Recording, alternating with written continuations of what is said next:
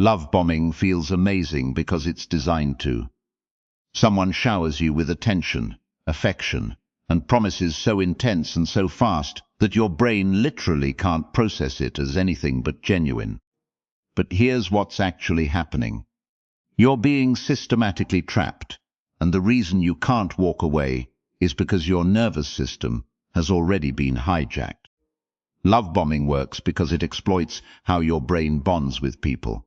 When someone gives you consistent attention and validation, your body releases dopamine and oxytocin. These aren't just feel-good chemicals. They're the same ones that bond parents to babies. They make you crave more of that person. They make their presence feel necessary for your survival. So when the love bomber suddenly shifts, when the constant texts stop or the affection cools, you don't think they've changed. You think you've done something wrong. You think you need to fix it. This is the trap's first mechanism. The love bomber has already rewired your reward system. Your brain now associates this person with safety, excitement, and validation all at once. That's an incredibly powerful combination. It's why people in love bombing situations describe feeling addicted, because neurologically they kind of are. But it gets more complicated. Love bombing also creates what psychologists call trauma bonding. This happens because the intensity is almost always followed by withdrawal. The person who was texting you constantly goes silent for hours or days. The one who couldn't keep their hands off you becomes cold and distant. This whiplash between extreme highs and lows actually deepens attachment. Your brain interprets the withdrawal as a threat and clings harder to the relationship. You become hypervigilant, always trying to figure out what will bring back the good version of this person. The second reason you can't walk away is guilt and obligation. Love bombers invest heavily in the beginning. They do expensive things. They make grand gestures. They clear their schedule for you. This triggers something called reciprocity. You feel like you owe them something. You feel like leaving would be ungrateful or cruel. Even when you recognize something is wrong, you stay because you feel indebted. And then there's the identity piece. Love bombing doesn't just make you feel good. It makes you feel seen in a specific way. The love bomber tells you exactly who you are. They mirror your values, your dreams, your insecurities. They make you feel like the most special person alive. When you start to pull away, you're not just losing a person. You're losing the version of yourself that only existed in their eyes. That's terrifying. So you can't walk away because your nervous system is dysregulated, your brain chemistry is altered, you feel obligated, and your sense of self has become entangled with theirs. It's not weakness, it's not stupidity.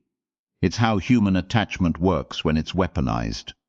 Understanding this is the first step to breaking free, because you can't escape something you don't understand. The rest of this is about recognizing the specific patterns, understanding what's happening in your brain, and learning how to rewire yourself back to normal.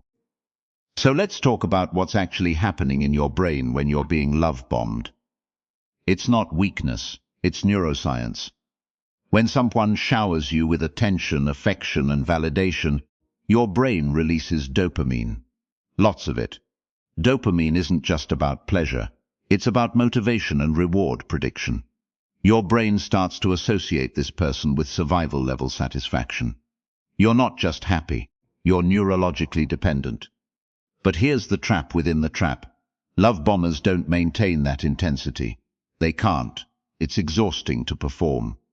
So after weeks or months of constant attention, they pull back. Suddenly, the texts slow down. The compliments stop, the plans get cancelled, and your brain, which has been flooded with dopamine, now experiences a sharp withdrawal. This is where the addiction metaphor becomes literal. You're not being dramatic when you can't leave. You're experiencing actual chemical withdrawal. Your brain is screaming for that dopamine hit, and the person who caused the withdrawal is the only one who can provide it. So you chase. You try harder.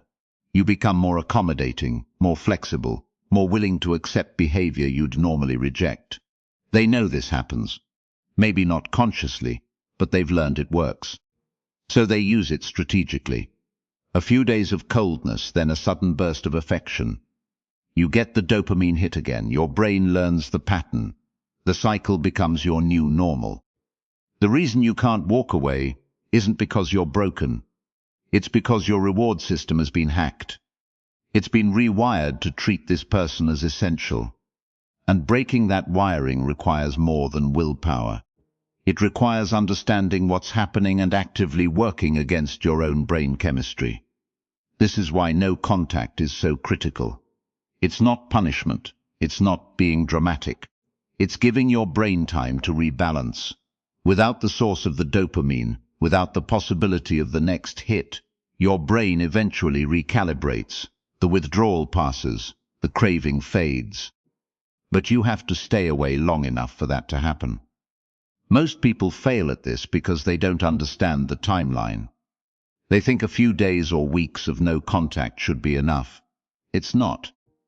Depending on how long the love bombing lasted and how intense it was, your brain might need months to fully reset. And if you break no contact during that time, you restart the clock. You flood your system with dopamine again, and you're back to square one. The person doesn't even have to try hard to pull you back in.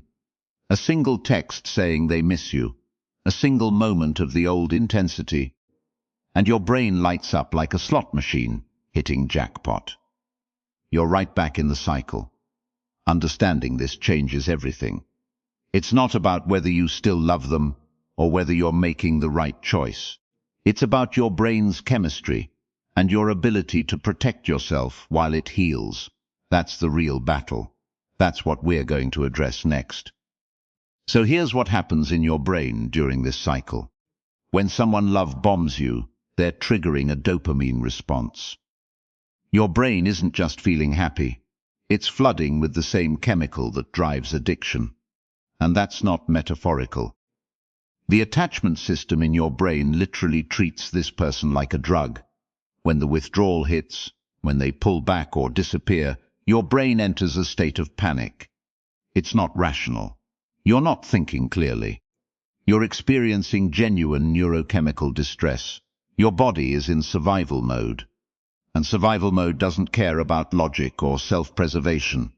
It only cares about getting the fix back. This is why you can't just decide to leave. This is why knowing better doesn't help. You can have a PhD in psychology, understand the pattern perfectly, and still find yourself texting them at 2 in the morning. The prefrontal cortex, the part of your brain that makes rational decisions, goes offline. The limbic system takes over. That's your emotional brain. That's your survival brain. And it's screaming that you need this person. The intermittent reinforcement makes it worse.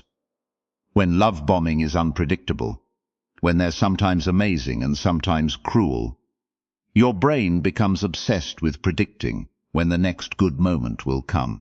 It's the exact same mechanism that keeps people pulling slot machine levers. You never know when you're going to win, so you keep pulling, you keep trying, you keep hoping. And here's the part that breaks people down. Hope itself becomes the trap. You're not staying because you're weak. You're staying because your brain has learned that sometimes, just sometimes, things get better. So you rationalize, you make excuses. You tell yourself that if you just try harder, say the right thing, be the right person, you can get back to that love-bombing phase. You can recreate it. But that's not how it works. The cycle doesn't reward effort. It rewards random timing. And your brain will chase that randomness for months or years if you let it. The person doing the love bombing might not even understand what they're doing. Some people cycle through this pattern because they have their own trauma, their own attachment wounds. Some do it deliberately because they've learned it works. The intention doesn't matter. The damage is the same. What matters is this. You need to understand that walking away isn't about strength. It's not about willpower. It's about protecting your brain chemistry long enough for it to recalibrate. It's about creating enough distance that the dopamine system resets. It's about starving the addiction until your prefrontal cortex can come back online. This is why no contact works. Not because you've made a moral choice, but because you're giving your brain time to heal from a chemical dependency. You're removing the stimulus so the reward system can normalize. And here's what makes this so insidious. During the love bombing phase, your brain isn't just getting a hit of dopamine. It's getting flooded. The intensity is deliberate. Every text is urgent. Every compliment feels tailored to your deepest insecurities. Every plan is the most romantic thing you've ever heard. Your brain learns to expect this level of stimulation. It recalibrates its baseline. Normal affection starts feeling like deprivation. A regular text feels cold. A planned date feels ordinary. You're not being picky or ungrateful. Your neural pathways have literally been rewired to need the extreme. This is why people stay in these situations even when they know something's wrong. It's not weakness. It's not stupidity. It's biology. Your brain has been trained to crave something that only this person can provide. And the moment you try to leave, withdrawal hits hard. You feel anxious. You feel empty. You feel like you made a mistake. You question whether it was really that bad. Maybe you were overreacting. Maybe they weren't love-bombing you. Maybe you're just too sensitive. These thoughts aren't random. They're your brain screaming for the chemical hit it's been conditioned to expect. This is why the person trying to leave often reaches out first. Not because the relationship is actually good, but because the pain of withdrawal feels worse than the pain of staying. The discomfort of missing them feels unbearable.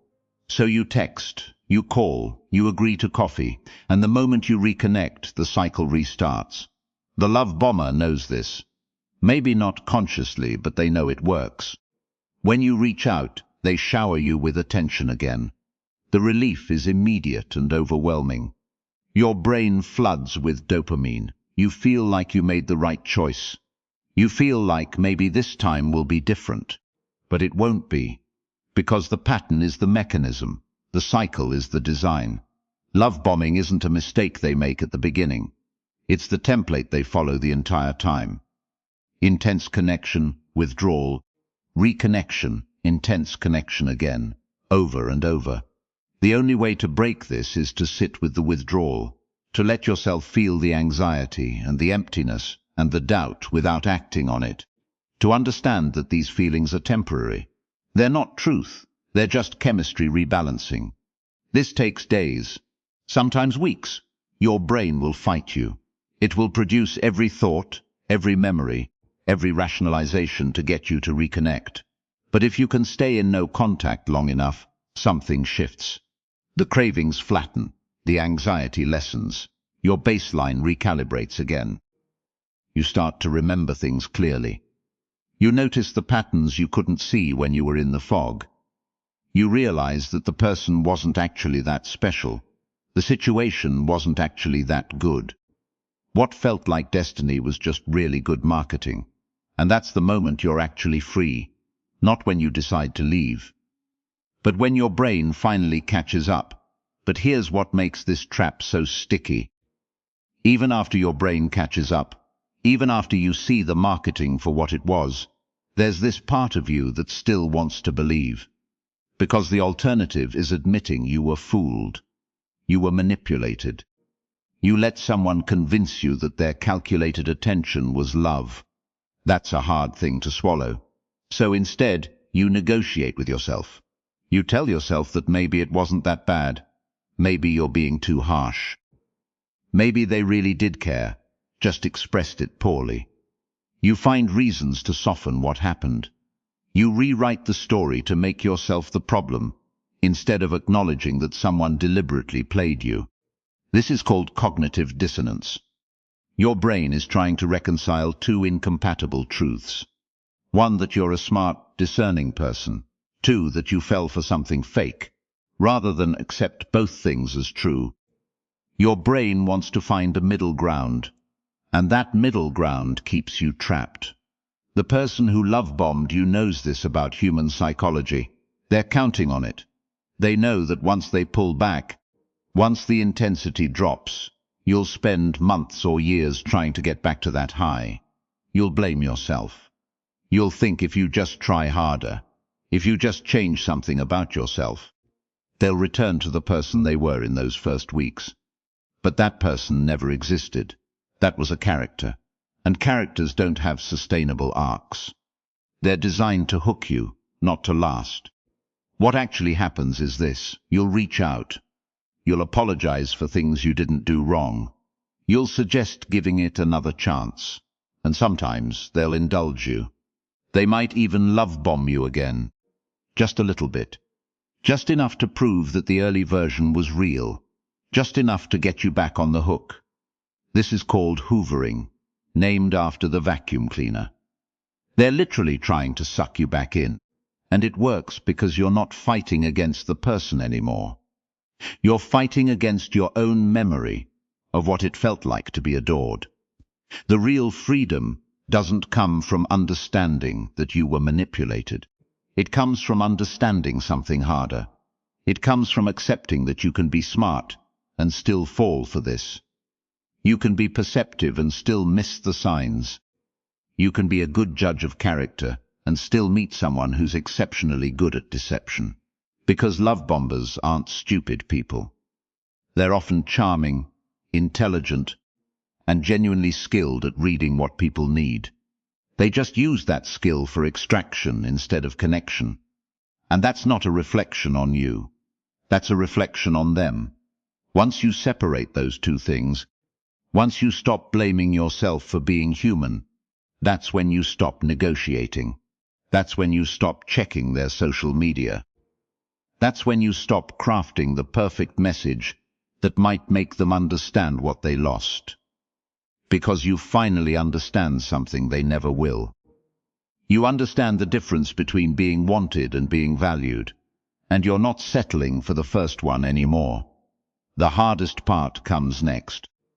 Because understanding the difference intellectually and actually living it are two completely separate things. Your brain knows you deserve better.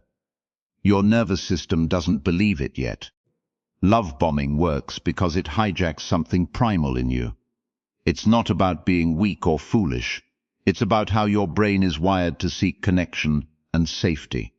When someone floods you with attention and affection, your dopamine spikes, your cortisol drops. You feel calm in a way you haven't felt in months or years, and then suddenly it stops. That withdrawal is physical, it's real. Your body is literally craving the chemical state that person created. So when they come back with a small gesture, a text that says they miss you, an apology that sounds different this time, your nervous system lights up like a slot machine hitting jackpot. You're not being irrational. You're being neurochemical. You're chasing the high you know they can give you. This is why no contact is so difficult.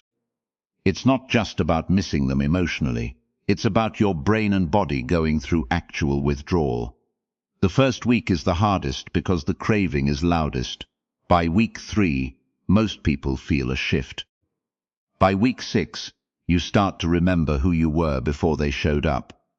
But you have to get through that window where every fiber of your being wants to reach out. The people who successfully leave love bombers do one specific thing differently. They don't try to resist the urge to contact them. They redirect it. They text a friend instead. They go to the gym. They do something that creates a different kind of dopamine hit, something that doesn't require the person who hurt them. Over time, your nervous system recalibrates. You stop needing their specific brand of intensity. But here's what almost nobody talks about. Sometimes you leave and you still feel the pull.